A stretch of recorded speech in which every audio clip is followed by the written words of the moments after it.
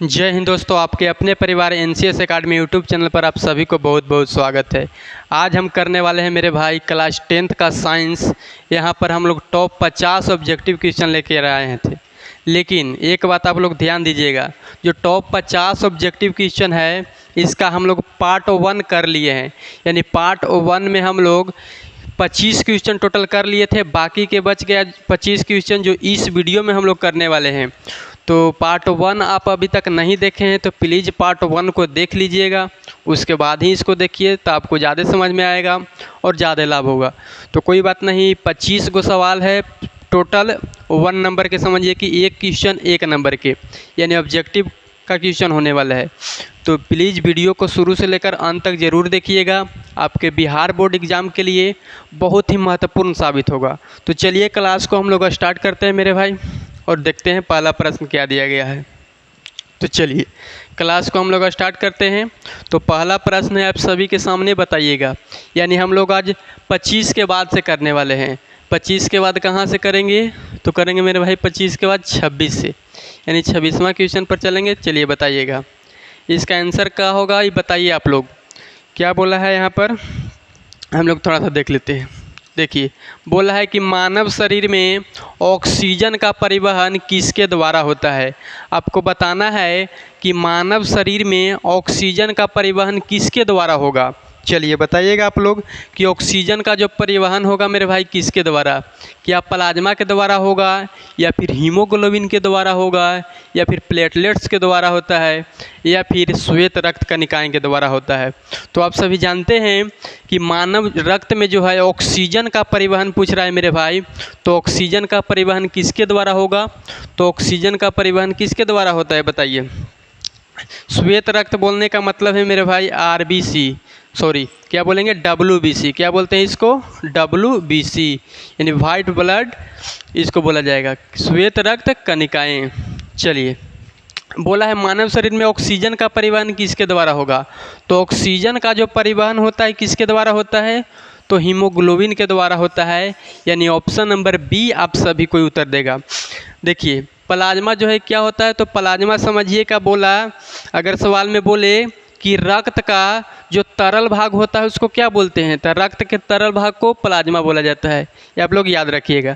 Platelets के काम क्या है, तो रक्त को समझिए कि एक ज़माने में या फिर थका ज़माने में ये कार्य करता है, जिसका नाम है क्या, प्लेटलेट्स। और श्वेत रक्त कणिकाएं जो है ये क्या करता है, तो समझिए कि अगर कोई बीमारी हो गया तो शरीर के मतलब बीमारी से लड़ने का काम करता है जो श्वेत रक्त कणिकाएं हैं, यानी संक्रमण से बचाने का काम करता है। चलिए आगे हम लोग बात करते हैं अगला क्वेश्चन। देखिए 27 नंबर बोला है कि निम्नलिखित में से कौन प्रकाश संश्लेषण के लिए आवश्यक है। यानी प्रकाश संश्लेषण के लिए इस चारों ऑप्शन में से क्या आवश्यक है बताइएगा। तो आप सब जानते हैं कि प्रकाश संश्लेषण के लिए क्या क्या आवश्यक है।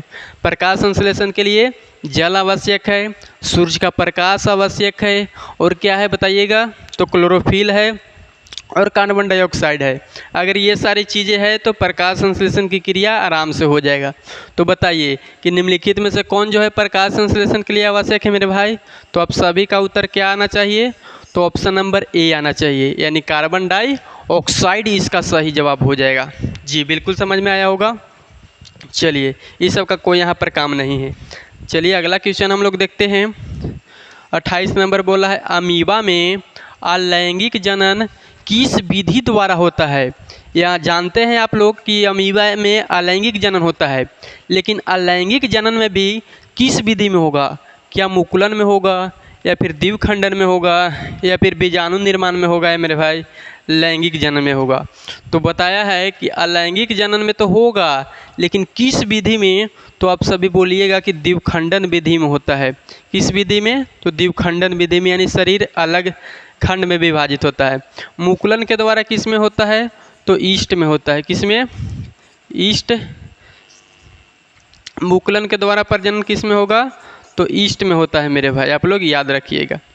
चलिए बीजाणु निर्माण तो समझ लीजिए कि ये जो छोटे छोटे बहुत छोटे छोटे आकार के होता है उसमें होता है। बीजाणु निर्माण नहीं समझिए, ये आपके एग्जाम में मुकुलन द्वारा किस में पूछता है तो ईस्ट में प्रजनन किसके द्वारा होता है तो बोलेंगे मुकुलन के द्वारा। और यहाँ पर द्विखंडन याद रखेंगे। चलिए आगे चलते हैं। लैंगिक जनन तो आपका बात नहीं है, इसमें लैंगिक पूछा था। चलिए 29 देखेंगे। परागकण का मुख्य कार्य क्या है, यानी परागकण जो होता है उसका मुख्य कार्य क्या है मेरे भाई। क्या बीज का निर्माण करना है, या फिर निषेचन में सहायता करना है, या फिर भोजन बनाना है, या मेरे भाई बात वो सर्जन है। तो बताइए कि यहाँ पर परागण का मुख्य कार्य क्या होता है। तो आप सब जानते हैं कि निषेचन में सहायता करता है। क्या करता है तो निषेचन में सहायता करता है मेरे भाई। आगे हम लोग देखते हैं। देखिए तीसरा नंबर सवाल है 30वां। निम्नलिखित में से कौन सा नवीकरणीय ऊर्जा का स्रोत है। तो सबसे पहले आपको समझना है कि नवीकरणीय आखिर क्या होता है। तो देखिए नवीकरणीय जो होता है, जो समझिए कि कभी समाप्त होने वाला नहीं है, कभी समाप्त होने वाला नहीं है, जिसका हम लोग उपयोग करते रहेंगे वो हमेशा उपयोग करते रहेंगे, यानी समाप्त होने वाला कहा जाए तो नहीं है। क्या कोयला वैसा हो सकता है, या पेट्रोलियम हो सकता है, या फिर सौर ऊर्जा हो सकता है मेरे भाई, या फिर प्राकृतिक गैस हो सकता है। तो बताइए इसका उत्तर क्या लगाएं हम लोग, यानी इसका उत्तर क्या होगा। तो निम्नलिखित में से कौन नवीकरणीय है। तो नवीकरणीय आप सभी के ध्यान में आना चाहिए कि सौर ऊर्जा कहीं ना कहीं नवीकरणीय है, यानी सौर ऊर्जा को हम लोग लगातार उपयोग करेंगे फिर भी समाप्त नहीं होगा। इसका मतलब ऑप्शन नंबर सी की ओर चलेंगे हम लोग।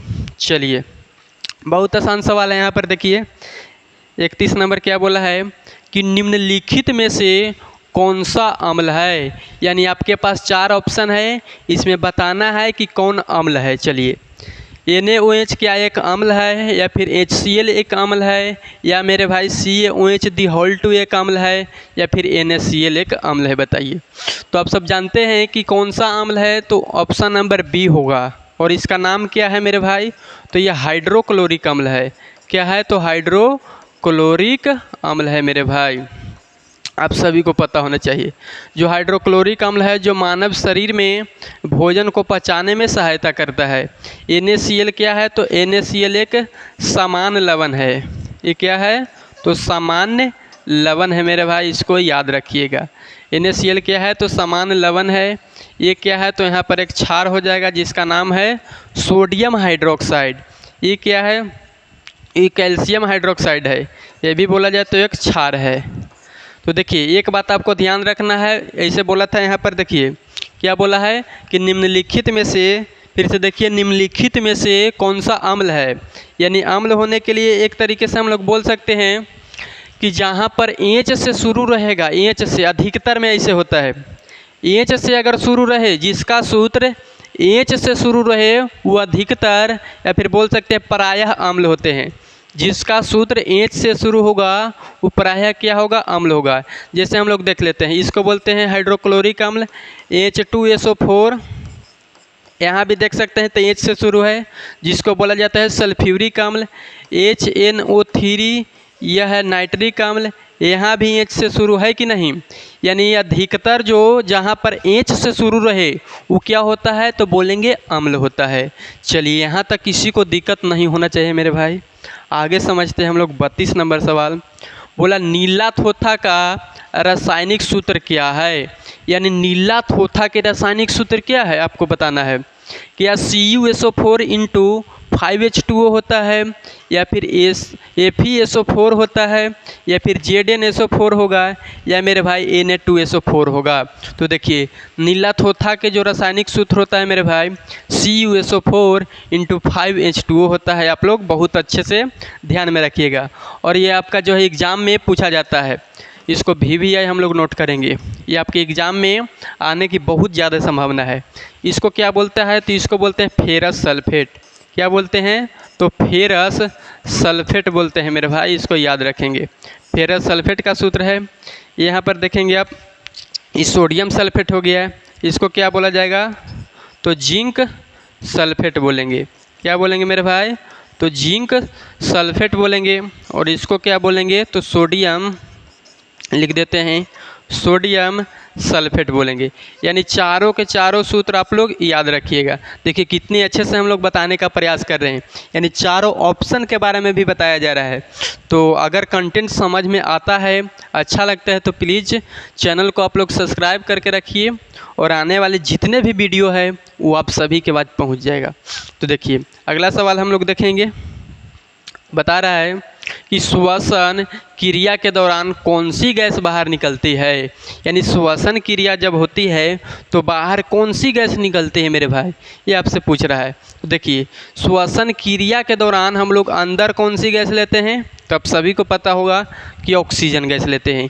लेकिन वही जब बात किया जाए कि श्वसन क्रिया होता है उसके बाद कौन सी गैस निकलती है, तो आप सभी को ध्यान में आना चाहिए मेरे भाई।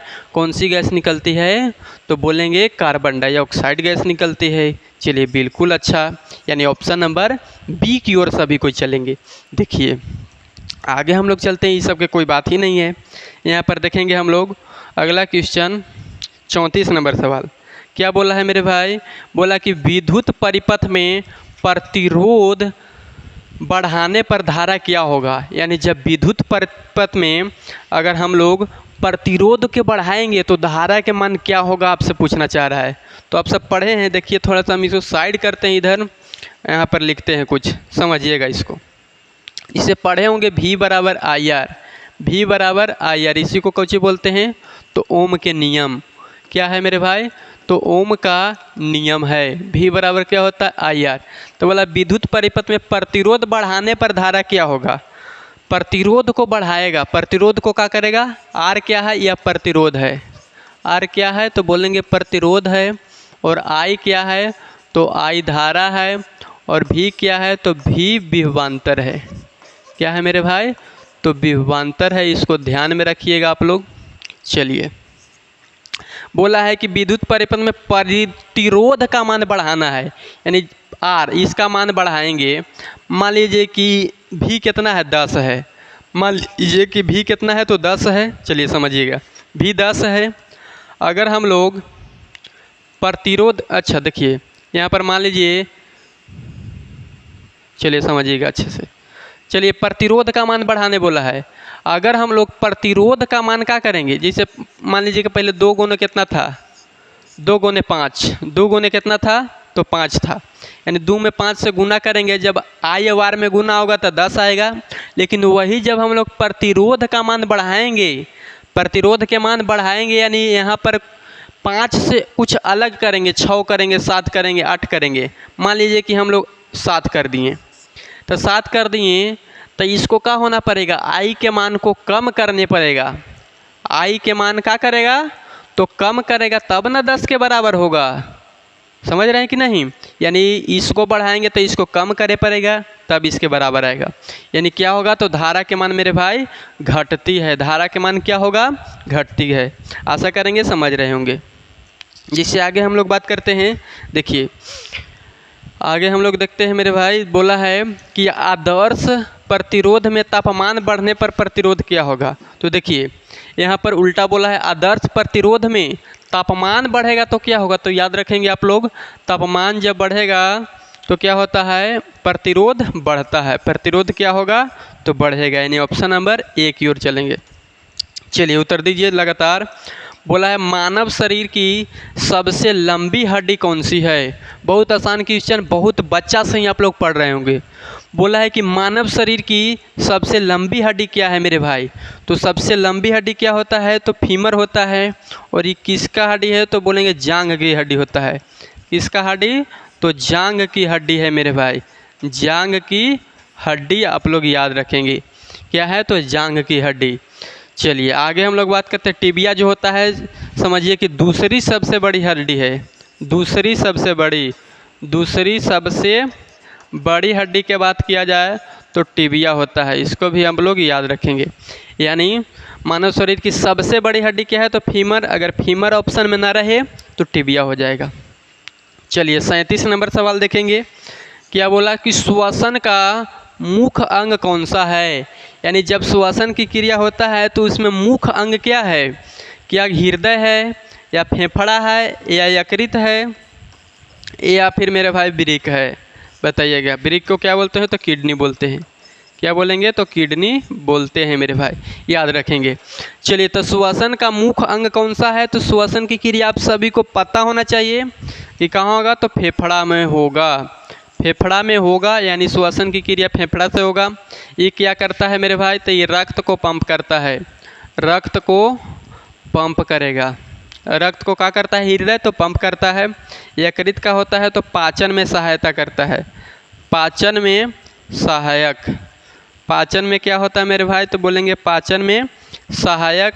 और ये क्या बोल सकते हैं? मूत्र का निर्माण बोल सकते हैं हम लोग। मूत्र का निर्माण कराता है, या फिर ब्लड का भी इधर उधर करता है, मूत्र का निर्माण हो जाएगा, मूत्र का निर्माण। चलिए, समझ गए होंगे। यानी श्वसन का मुख्य अंग क्या होगा? तो फेफड़ा। बाकी भी हम लोग समझाने की कोशिश किए।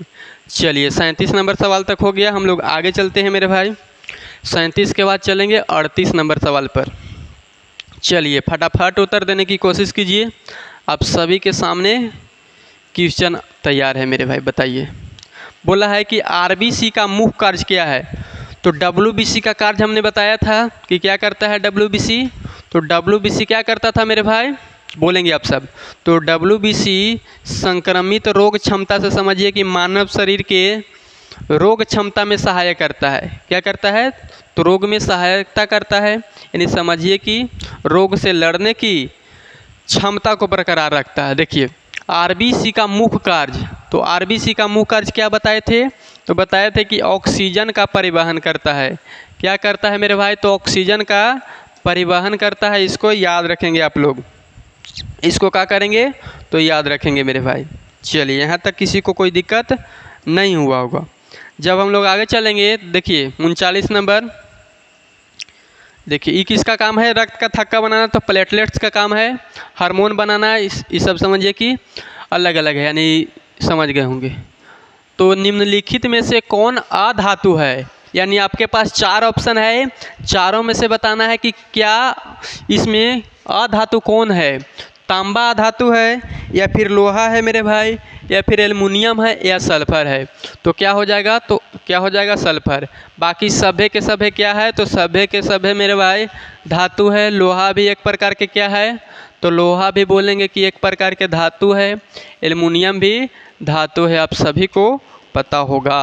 चलिए, समझते हैं। उत्तल लेंस की फोकस दूरी का चिन्ह होता है। आप सभी पढ़े हैं, उत्तल लेंस का फोकस दूरी का चिन्ह क्या होगा? तो उत्तल लेंस के फोकस दूरी के चिन्ह धनात्मक होता है। तो ऋणात्मक किसका होता है? तो बोलेंगे अवतल लेंस का क्या होता है? तो अवतल लेंस का मेरे भाई क्या होता है? तो बोलेंगे ऋणात्मक होता है। और शून्य किसका होता है? तो किसी का नहीं होता है शून्य, किसी का शून्य नहीं होता है। अनंत के यहाँ पर बात नहीं किया जा रहा है। आगे चलिए, वहाँ पर समतल में जाएंगे। चलिए, बोल रहा है प्रकाश का स्रोत कौन सा है? यानी कौन जो है प्रकाश का स्रोत है। कहने का मतलब है कि कौन प्रकाश देता है, किसका अपना प्रकाश होता है। चलिए, क्या चंद्रमा के पास है, सूर्य के पास, पृथ्वी के पास, या ग्रह के पास? तो कौन प्रकाश स्रोत है मेरे भाई? तो आप सभी को ऑप्शन नंबर ए लगाना चाहिए। ऑप्शन नंबर क्या लगाना चाहिए मेरे भाई? तो ऑप्शन नंबर बी लगाना चाहिए। क्या लगाना चाहिए? बी लगाना चाहिए, यानी सूर्य। जब चंद्रमा की बात करें तो चंद्रमा के कोई भी अपना प्रकाश नहीं होता है। जब सूर्य का प्रकाश चंद्रमा पर रिफ्लेक्ट होता है तो हम लोग को लगता है कि यहाँ पर चंद्रमा का ही प्रकाश है, लेकिन इसका कोई अपना प्रकाश नहीं है। पृथ्वी के पास भी कोई अपना प्रकाश नहीं है, और ग्रह का भी कोई प्रकाश नहीं होता है, यानी सूर्य के प्रकाश से ही सब रिफ्लेक्ट होते रहता है। चलिए, देखते हैं। निम्नलिखित में से कौन सी अपघटन अभिक्रिया है? अपघटन अभिक्रिया आप सभी को पता होना चाहिए कि अपघटन अभिक्रिया किसको बोलते हैं। तो इसमें जो होता है क्या होगा? तो पदार्थ अलग अलग टूटेगा। पदार्थ क्या होगा मेरे भाई? तो अलग अलग टूटेगा। एक पदार्थ दो अलग अलग में टूट जाता है। जैसे यहाँ पर ऑप्शन नंबर बी को देखेंगे तो यहाँ देखेंगे तो किस अभिक्रिया के उदाहरण हो जाएगा? तो यहाँ देख रहे हैं कि FeSO4 के साथ जुड़ गया, यानी यह एक विस्थापन अभिक्रिया है। क्या है मेरे भाई? तो विस्थापन अभिक्रिया है। ZnHCl, देखिए ZnCl2 के साथ जुड़ गया, यानी ये भी क्या हो रहा है? तो विस्थापन अभिक्रिया हो रहा है। क्या हो रहा है, तो विस्थापन अभिक्रिया NaOH प्लस HCl। देखिए यहाँ भी हम लोग देखेंगे तो ये भी कहीं ना कहीं अलग ही अभिक्रिया है। तो विस्थापन अभिक्रिया क्या होता है, तो समझिए कि इधर वाला उधर जुड़ जाता है और एक अकेला रह जाता है। जैसे Zn देखिए, Zn अकेला था लेकिन Cl2 के साथ जुड़ गया, यहाँ पर इसको विस्थापित किया और हाइड्रोजन अलग चल गया। लेकिन जब इसको हम लोग देखेंगे CaCO3 तो CaO अलग हो गया और CO2 अलग हो गया। यानी जब इस तरह से होता है तो इसी को बोलते हैं अपघटन, यानी एक पदार्थ दो अलग अलग में टूट गया तो इसी को बोला जाता है अपघटन अभिक्रिया मेरे भाई। यानी ऑप्शन नंबर हम लोग कहाँ चलेंगे, तो ऑप्शन नंबर कहाँ चलेंगे मेरे भाई, तो ऑप्शन नंबर बोलेंगे कहाँ चलेंगे, तो ऑप्शन नंबर सभी कोई ए में जाएंगे, ऑप्शन नंबर ए में। चलिए आगे चलते हैं हम लोग। बताइएगा 43 नंबर सवाल का उत्तर क्या लगा दें।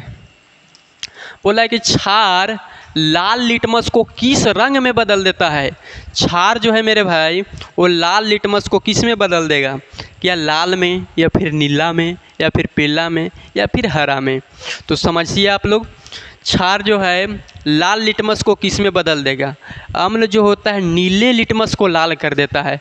अम्ल क्या करता है, तो नीले को लाल करता है, लेकिन जब क्षार के बात किया जाए तो क्षार लाल को क्या करता है मेरे भाई, तो लाल को नीला करता है। यानी ऑप्शन नंबर बी की ओर चलेंगे। चलिए 44 बताइए कि मानव नेत्र का कौन सा भाग प्रकाश की मात्रा को नियंत्रित करता है।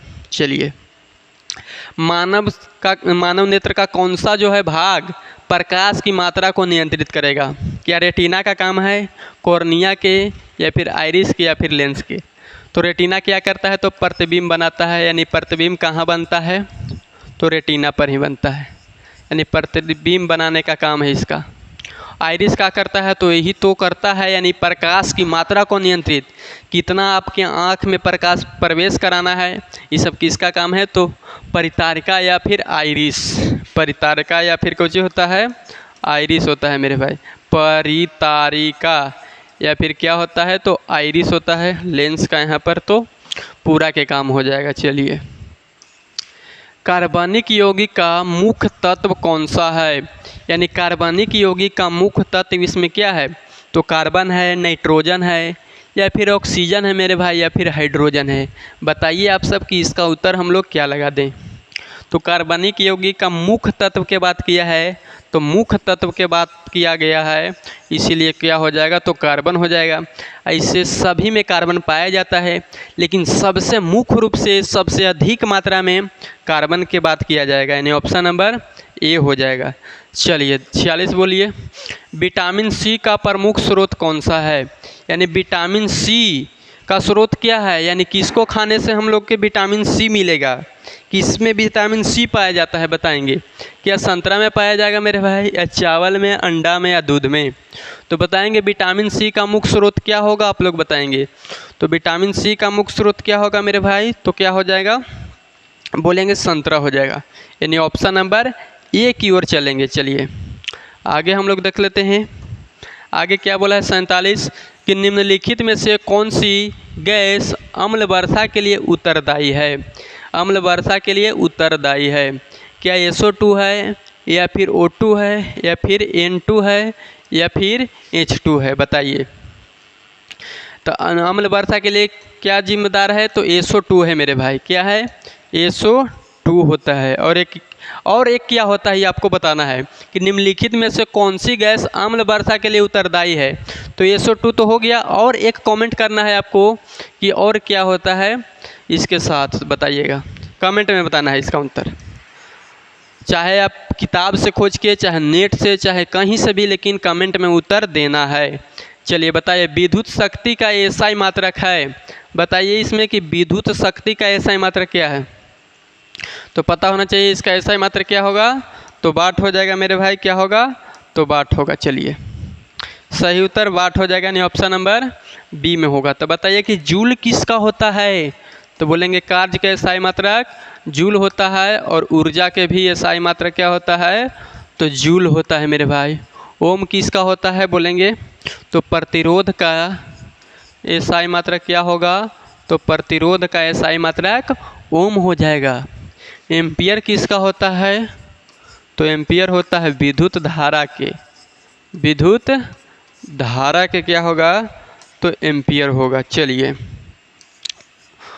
बताइएगा 49 नंबर सवाल का। बोले है रक्तचाप मापने के लिए किस यंत्र का प्रयोग किया जाता है? यानी रक्त के जो चाप है उसको हम लोग किस यंत्र से मापते हैं? तो बताइएगा किस यंत्र से नापेंगे? तो स्फिग्मोमैनोमीटर से मापा जाता है, यानी ऑप्शन नंबर बी। ये क्या करता है? तो वायुमंडलीय दाब मापता है। क्या करता है मेरे भाई? तो बोलेंगे वायुमंडलीय दाब को मापता है। बोल सकते हैं वायुमंडलीय दाब को मापता है बैरोमीटर। थर्मामीटर क्या करता है? तो टेम्परेचर को मापता है। एमीटर क्या करता है? तो विद्युत धारा जो प्रभावित होता है, प्रवाहित, उसको मापता है, विद्युत को एमीटर में। चलिए आगे चलते हैं, हम लोग आगे देखते हैं यानी धारा को। 50 नंबर सबसे लास्ट क्वेश्चन है। बोला है पर्यावरण को सबसे अधिक प्रदूषित करने वाला पदार्थ कौन सा है? यानी पर्यावरण को इसमें सबसे ज़्यादा प्रदूषित कौन करेगा? क्या प्लास्टिक करेगा, या फिर कागज़ करेगा, या फिर लकड़ी करेगा, या मेरे भाई कपास करेगा? तो इसका उत्तर आप लोग कहाँ दीजिएगा? तो कमेंट बॉक्स में दीजिएगा। यानी हम लोगों का जो 25 क्वेश्चन है मेरे भाई, वो 25 क्वेश्चन समाप्त हो गया। यानी आप लोग बताइएगा कमेंट में कि टोटल 25 क्वेश्चन में कितने प्रश्न आप लोग सही किए, आपको बताना है कमेंट में मेरे भाई इसका जवाब। और एक बात सुनिए, अगर हमारा कंटेंट समझ में आता है, अच्छा लगता है, तो प्लीज़ चैनल को सब्सक्राइब करके रखिए, क्योंकि हर दिन यहाँ पर एक क्लास ज़रूर मिलता है। आने वाला दिन में धीरे धीरे जैसे ही आपका एग्ज़ाम नज़दीक आएगा, हम लोग बहुत ही अच्छे से 1 क्लास 2 क्लास 4 क्लास हर दिन में समझिए कि 2-4 क्लास देने की कोशिश करेंगे। तो प्लीज़ आप लोग सपोर्ट कीजिए, तभी हो सकेगा, क्योंकि अकेले इतना मेहनत करने की समझिए कि कोई ज़रूरत ही नहीं रहेगा। अगर आप लोगों को फ़ायदा नहीं होगा, हम लोग के भी फ़ायदा नहीं होगा। समझिए फ़ायदा तो अभी कुछ नहीं हो रहा है मेरे भाई। तो आप लोग सपोर्ट करिए, बस चैनल को सब्सक्राइब करना है, वीडियो को लाइक करना है, और अपने ज़रूरतमंद दोस्तों के साथ ज़रूर शेयर करना है वीडियो को। तो चलिए, आप सभी को बहुत बहुत धन्यवाद। आप सभी इसी तरह से सपोर्ट कीजिए, बहुत अच्छा लगता है हमको। चलिए, आप सभी को बहुत बहुत धन्यवाद मेरे भाई। आप सभी पढ़ाई लिखाई अच्छे से कीजिए। Thank you.